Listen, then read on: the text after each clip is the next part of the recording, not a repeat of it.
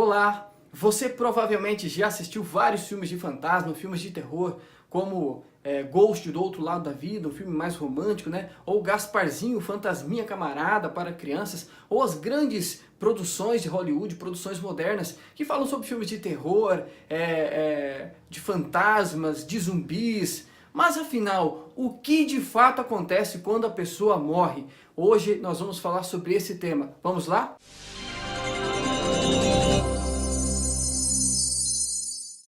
A morte não é natural para o ser humano. Nós não acostumamos com a ideia da morte. É muito ruim quando alguém que nós amamos desce à sepultura. Mas afinal, o que a Bíblia fala sobre o assunto? Há várias teorias do que acontece após a morte. Por exemplo, se você é reencarnacionista, você crê que a pessoa ela pode reencarnar em uma outra coisa, em um animal, uma mosca ou em outro ser humano. Se você é adepto a mais a ideia espírita, você acredita que esta alma pode evoluir a outros mundos. Se você algumas denominações cristãs creem que a pessoa quando morre, se ela for boa, ela pode subir direto para o céu, para o paraíso, ou o seio de Abraão, ou se ela for ruim, ela pode já automaticamente ao morrer descer aos infernos. E há uma teoria de um lugar intermediário que seria o purgatório. Mas afinal, será que a Bíblia diz que é isto mesmo? O que acontece quando uma pessoa morre? Para entendermos esse assunto, primeiro precisamos ir nas Escrituras Sagradas. Em Gênesis capítulo 2, narra a história de que Deus fez um teste de obediência àquele primeiro casal, Adão e Eva. O teste era o seguinte: havia uma árvore e um fruto que eles não poderiam comer. Não sabemos se é maçã, que fruto que é, mas a Bíblia diz que não havia nenhuma magia, nada místico naquele fruto, era apenas uma questão de obediência. Deus havia lhe dito: se vocês comerdes desse fruto, vocês estarão obedecendo, usando a sua liberdade para rejeição a Deus, e certamente vocês morrerão. Ok? Então Deus diz que se comessem do fruto, eles morreriam. Porém, a serpente, sagaz, na verdade Satanás, toma posse daquele animal e engana Eva. E no capítulo 3, no verso 4, ele diz que não tem problema, que eles poderiam comer do fruto, que eles não morreriam e ainda por cima seriam como Deus, conhecedores do bem e do mal. Então nós vemos que essa história ela é muito antiga. Deus diz o seguinte: se comeres do fruto, certamente morrerão. Satanás, ao contrário de Deus, ele diz: pode comer, que não vai morrer. Aí a pergunta que eu faço: quem está certo? Deus ou a serpente ou Satanás? Eu creio em Deus. Mas para que a gente possa compreender melhor esse tema da morte, antes precisamos estudar como foi feito a vida. E eu convido você neste momento para ler o livro de Gênesis, capítulo 2, o verso 7. Acompanhe comigo. Então formou o Senhor Deus o homem do pó da terra, e lhe soprou nas narinas o fôlego de vida, e o homem passou a ser uma alma vivente. Então nós observamos no relato bíblico que Deus, ele pega o ingrediente pó da terra, o barro, e faz um corpo, o primeiro ser humano chamado Adão. Adão ainda não tinha vida, Deus sopra no seu nariz o fôlego de vida, que nada mais é que vento, ar, oxigênio. Em algumas traduções diz o espírito de vida, que é a mesma coisa. Em algumas versões, espírito nada mais significa do que vento ou ar. Então, após esse processo, Adão acorda, ou se torna uma alma vivente. Veja o que a Bíblia diz: o ser humano não passa a ter uma alma dentro dele, ele passa a ser a alma vivente. Então, para definirmos o termo alma, alma é uma pessoa com vida, apenas isso, ok? A alma é a junção do corpo mais o fôlego de Deus que dá vida ao ser humano. Então, a alma é toda pessoa viva. Mas existem muitos grupos religiosos que creem que a alma é imortal. Daí, tantos filmes, séries, documentários que mostram a ideia de que quando o ser humano morre, uma entidade pensante sai de dentro dele. Alguns chamam de fantasma, de espírito, de alma penada, enfim. Mas a Bíblia diz que isso não existe, que a alma é uma pessoa viva e que o espírito nada mais é que o fôlego de vida de Deus neste caso. Por exemplo, se nós lermos o livro de Ezequiel, no capítulo 18, no verso 4, leia comigo. Eis que todas as almas são minhas, como a alma do Pai, também a alma do Filho é minha. A alma que pecar, esta morrerá. Neste verso nós entendemos que a alma morre. Veja, a alma não é uma entidade imortal.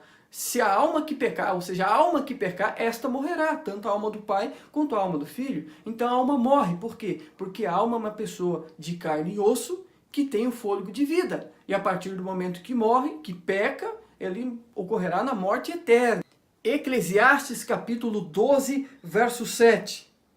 E o pó volte à terra como era, e o espírito volte a Deus que o deu. Veja, todos nós somos feitos do pó da terra. E ao morrermos, nós liberamos o fôlego de vida, ou seja, damos o último suspiro. Este fôlego de vida é o ar que Deus deu de início a Adão e que acompanha toda a humanidade quando nós nascemos. Mas esse espírito que sai e volta a Deus não é uma entidade pensante, não é um fantasma, não é uma alma penada. É simplesmente o ar que sai dos nossos pulmões e volta para a atmosfera. E o nosso corpo se decompõe, vira pó. Se enterrarmos diretamente no barro, com o passar dos anos, até os ossos somem e vira calcário. Então, o corpo volta ao pó, ou seja, se decompõe, e o ar que sai de dentro dos nossos pulmões volta para a atmosfera. É exatamente isso que acontece quando uma pessoa morre. Há vários textos na Bíblia que dão essa ideia, de que espírito, e muitas vezes, apenas significa vento. Veja, em Eclesiastes capítulo 3, no verso 19, a palavra espírito é traduzida como ruach no hebraico, que significa respiração, fôlego de vida, alento. Em alguns termos no grego, a palavra espírito aparece como pneuma. Aí você lembra de pulmão, pneumonia, pneu de carro, tudo que está ligado a ar, a fôlego. Então nós percebemos que pela Bíblia, essa questão do espírito que sai do ser humano e volta a Deus, nada mais é que o último fôlego de vida, a respiração que sai de nossa boca e volta para a atmosfera. Mas para ficar mais clara essa ideia, nós vamos ler o livro de Eclesiastes, o capítulo 9, o verso 5 e o verso 6. Acompanhe comigo. Porque os vivos sabem que hão de morrer, mas os mortos não sabem de coisa nenhuma, nem tampouco terão eles recompensa, porque a sua memória jaz no esquecimento. Amor, ódio e inveja, para eles já pereceram, para sempre não têm eles parte alguma do que se faz debaixo do sol, ou seja, no mundo dos vivos. Veja o que a Bíblia acabou de nos dizer, que quando uma pessoa morre, de fato ela deixa de existir, não sabe de nada, não tem nenhum sentimento. Um exemplo, dia 2 de novembro é comemorado ou relembrado, né, o Dia dos Mortos em vários lugares do mundo. Mas pensa comigo, segundo a Bíblia, quando alguém morre, ela simplesmente deixa de existir. Então o fato de levarmos uma vela no cemitério, ele não vai saber de nada, de levarmos uma flor, alguma coisa assim. É mais para a pessoa que está levando, mas a pessoa que morreu, ela deixou de existir. Essa ideia também é expressa em vários outros textos da Bíblia. Por exemplo, Salmos 115, verso 17, diz que aqueles que descem à sepultura não louvam mais o Senhor, pois deixam de existir. Veja algumas histórias que existem na Bíblia. No livro de João, no capítulo 11, narra a história da morte de Lázaro, um grande amigo de Jesus. Então Lázaro estava doente, suas irmãs haviam pedido que alguns amigos fossem buscar Jesus, a fim de que ele viesse curar Lázaro. E quando eles chegaram lá, Jesus, que conhece todas as coisas, já sabia que Lázaro havia morrido. E ele comenta com seus discípulos e com aqueles homens que foram procurar, olha, Lázaro dorme. Os discípulos não entenderam, pensavam que Lázaro estava descansando, o repouso do sono normal, e falaram, se dorme está bem. Então Jesus, ele precisa explicar e diz o seguinte, olha, quando eu digo que Lázaro dorme, é porque Lázaro morreu. Então Jesus compara a morte como um sono, ok? Assim como muitas vezes você vai dormir 8 horas da noite e acorda 8 horas da manhã, você não sente o tempo passando, é como se você tivesse fechado os olhos e depois aberto. Assim é morte, é um período onde você deixa de existir completamente, ok?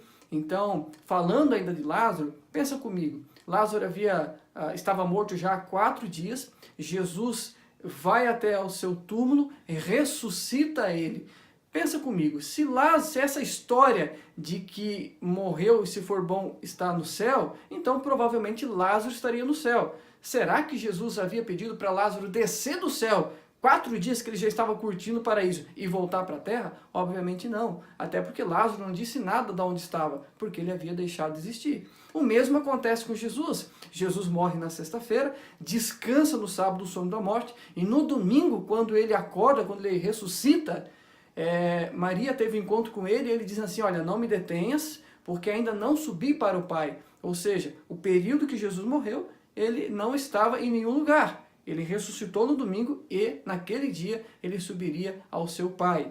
Então o texto, há mais de 54 versículos na Bíblia que tratam a morte como um sono, ou seja, deixar de existir durante um período de tempo. Calma aí, pastor. Então você está me dizendo que não existe alma penada, que não existe fantasma, que não existe nenhum espírito, uma entidade pensante? Não sou eu que estou dizendo, quem diz é a Bíblia. Mas, pastor, eu vi espíritos, a minha avó, a minha mãe viu, e aquelas aparições que acontecem numa sessão espírita, como explicar? Veja, eu gostaria de convidar você a ler um texto comigo. 2 Coríntios, capítulo 11, verso 14 e verso 15. Não é de admirar, porque o próprio Satanás se transforma em anjo de luz. Não é muito, pois que os seus próprios ministros se transformem em ministros de justiça, e o fim deles será conforme as suas obras. Esse texto diz que Satanás tem, e os seus demônios têm poder para imitar a aparência de qualquer pessoa, poder para imitar exatamente o timbre de voz. Mas pastor, e aquela conversa íntima que só o morto e a pessoa sabia? Bem, amigos, nós não estamos sozinhos. A Bíblia diz que nós estamos envoltos num grande conflito entre poderes do bem e poderes do mal. Assim como nós temos um anjo da parte de Deus, que desde o nosso nascimento até a nossa morte nos acompanha, assim também alguns demônios de Satanás nos observam todos os dias, 24 horas por dia. Ele sabe das nossas conversas, das nossas discussões no casamento, ele sabe das nossas coisas erradas que praticamos, ele tem um relato completo da nossa vida. Então, essas entidades que aparecem, que alguns chamam de alma do ser humano que morreu, não são na verdade. São espíritos ministradores, ou até mesmo o próprio Satanás, que se transfigura em anjo de luz a fim de nos enganarmos. Porque lá em Gênesis capítulo 3, no verso 4, ele pregou uma mentira que precisa sustentar agora. Qual é a mentira? Que o ser humano é imortal, que ele tem uma alma imortal. Mas veja, eu gostaria de convidar você a ler um outro texto da Bíblia e ver o quanto é perigoso nós pensarmos na imortalidade da alma. Acompanhem comigo. O único que possui imortalidade, que habita em luz inacessível, a quem homem algum jamais viu nem é capaz de ver, a ele a honra e o poder eterno. Amém. Esse texto fala de Deus, o único que é imortal. Somente Deus é imortal. Quando Satanás coloca uma ideia no ser humano de que ele tem uma entidade que ao morrer sai do seu corpo, em outras palavras, eu estou dizendo que o ser humano é imortal, que ele apenas trocou do corpo, se libertou daquele corpo. Isso não é uma verdade na Bíblia. Se eu estou dizendo que sou imortal, eu estou me comparando a Deus, eu estou dizendo que sou igual a Deus.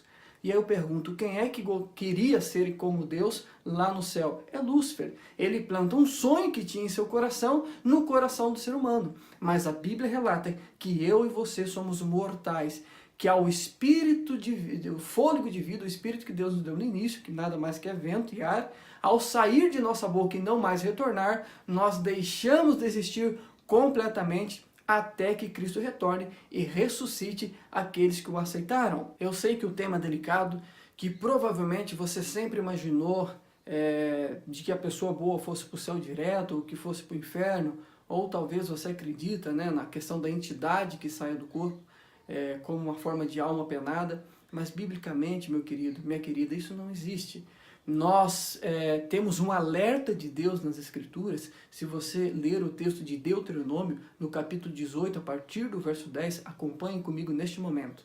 Não se achará entre ti quem faça passar pelo fogo o seu filho ou sua filha, nem adivinhador, nem prognosticador, nem agoureiro, nem feiticeiro, nem encantador, nem necromante, nem mágico, nem quem consulte os mortos, pois todo aquele que faz tal coisa é abominação ao Senhor, e por estas abominações o Senhor, teu Deus, os lança diante de ti. Nesse texto, Deus nos proíbe de praticar qualquer espécie de espiritismo, seja mediunidade, seja adivinhação, seja encantamento. Esses termos que nós acabamos de ler aqui, nós trazendo para os nossos dias, podemos dizer que adivinhação é tarô, búzios, horóscopo. Deus não aceita essas ideias. Nós temos um livre-arbítrio e nós temos o comando da nossa vida. Nós é que decidimos se optamos pela salvação ou pela perdição. Deus também proíbe qualquer prática de macumba, de trabalho. Ele diz que se nós não nos afastarmos dessas coisas, nós nos tornamos abomináveis a Ele, algo que Ele detesta. Então o convite de Deus é para que eu e para que você abandonemos qualquer uma dessas práticas. Mas pastor, eu não entendi. Então não há esperança nenhuma? Quer dizer que quando a pessoa morre, ela deixa de existir para nunca mais? Não é isso que eu disse. O que eu disse é que ao pessoa morrer, é um ser humano mortal, ela deixa de existir por um período de tempo. Nós entendemos pelas Escrituras que Jesus virá uma segunda vez. Ele veio a primeira vez que morreu na cruz, mas ele prometeu vir uma segunda vez. Vai ser um tema de um outro estudo. E ao ele vir, ele então ressuscitará aqueles que creram nele. Isso está descrito em 1 Tessalonicenses, capítulo 4, 15, 16, 17. E por isso que ele dá a esperança em João capítulo 11, verso 25, que diz o seguinte: aquele que crê em mim, ainda que morra, viverá. Então, o que a Bíblia diz é o seguinte: a partir do momento que o Diego morrer, ele vai deixar de existir. Ele não vai estar em nenhum lugar, nem no céu, nem no inferno, nem pairando sobre lugar algum. Ele vai deixar de existir. Pode passar 100 anos, 200 anos, 300 anos, o Diego que está morto não vai sentir esse período de tempo passando, é como um sono. Mas um dia Jesus virá. E quando Jesus voltar, ele me chamará pelo nome, assim espero, né? Pastor Diego, ou nem pastor, apenas Diego, levante-se e eu me levantarei. E para mim, daquele dia que eu morri até o dia que Jesus me ressuscitar, é como um piscar de olhos. Isso o apóstolo Paulo fala no livro de 1 Coríntios.